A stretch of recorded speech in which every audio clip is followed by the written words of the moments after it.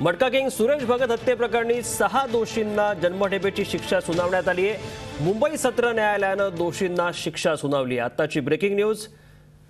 मटका किंग सुरेश भगत हत्येप्रकरणी 6 दोषींना जन्मठेपेची शिक्षा सुनावण्यात आली आहे। पत्नी जया आणि मुलगा हितेशसह 6 जणांना जन्मठेप झाली आहे। जून 2008 मध्ये सुरेश भगतसह 7 जणांची हत्या करण्यात आली होती। भगत आणि 7 जण कारमध्ये जात असताना ट्रकनं उडवल्यानं या 7ही जणांचा मृत्यू झाला होता। कोट्यवधी रुपयांच्या व्यवसायावर कब्जा करण्यासाठी भगत याची हत्या मुलानं आणि पत्नीनं केल्याचा आरोप होता। त्याबाबत आज मुंबई सत्र न्यायालयानं हा निर्णय दिला आहे।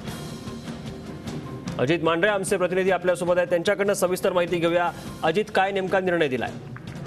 पंकज, या संपूर्ण प्रकरणामध्ये कोर्टाने अतिशय भावनात्मक गोष्टी जी होती या संपूर्ण प्रकरणामध्ये ती सर्वात महत्त्वाची होती। कारण का ज्या सुरुवातीपासून जेव्हा हे प्रकरण सुरू होतं तेव्हा जया भगत आणि सुरेश भगत याचा मुलगा हितेश भगत यांच्याकडून भावनात्मक पद्धतीने कोर्टाला विनंती केली होती की या प्रकरणामध्ये त्यांना गोवण्यात आलेला आहे।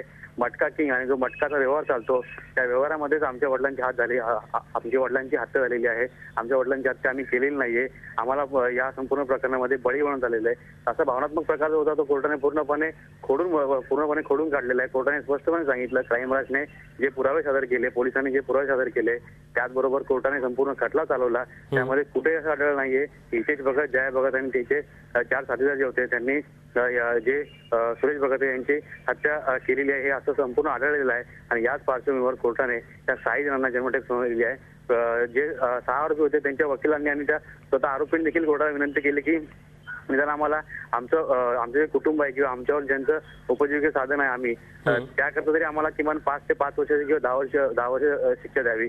जन्मठेप दिल्याने आमचं संपूर्ण आम्ही जर जेलमध्ये गेलो तर आमचे बाकीचे जे कुटुंबीय आहेत ते सर्व रस्त्यावर येतील असं भावनात्मक आवाहन केलेलं, पण कोर्टाने काही ऐकून घेतलेलं नाही। कोर्टाने स्पष्टपणे सांगितलेलं आहे जो गुन्हा करेल तो गुन्हेगार असतो आणि गुन्हेगाराला जी शिक्षा ठरलेली आहे ती शिक्षा होणारच। त्यामुळे कोर्टाने काही नाही ऐकून घेता 6च्या 6 आरोपींना जन्मठेप दिलेली आहे। नक्की, धन्यवाद अजित दिलेल्या माहितीबद्दल। मटका किंग सुरेश भगत हत्येप्रकरणी 6 दोषींना जन्मठेपेची शिक्षा सत्र न्यायालयानं सुनावली आहे।